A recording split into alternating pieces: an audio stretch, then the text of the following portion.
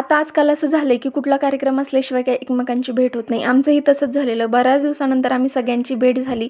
एकत्र आलो कारण की आमच्या या गोड-गोड पिल्लूचा होता आज वाढदिवस. आता आम्ही तर एक दिवस आधीच आलेलो बर्थडेच्या दिवशी. दुपारी हे मस्त मोबाईल बघून आमचं जेवण चालू होतं. संध्याकाळची वेळ झाली. बर्थडेचा टाईम आला आणि मस्त टेरेसवरती डेकोरेशन केलं होतं. आता उन्हाळ्यामध्ये टेरेसवरती खूप छान वाटतं.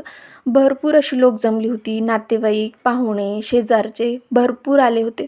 त्याच्यामुळं मस्त कार्यक्रम चालू झाला. इकडं आमच्या पिलूचं फोटोशूट देखील चालू झालं. आता बर्थडेमध्ये मुलं किती रडतात हे सगळ्यांनाच माहिती आहे. पण आमच्या पिलूने खूप छान एन्जॉय केलं. जसं गाणं लागायचं तसं ती डान्स करायला चालू करायची आणि इतक्या जोरजोरात उड्या मारून मारून डान्स करायची. एकदा डान्स करायला लागलं की तिला कोणाकडेच जायचं नसतं, काहीच करायचं नसतं. मस्त पिल्लू आमची एन्जॉय करत होती. आता हे सगळं झालं, बर्थडे चालू झाला.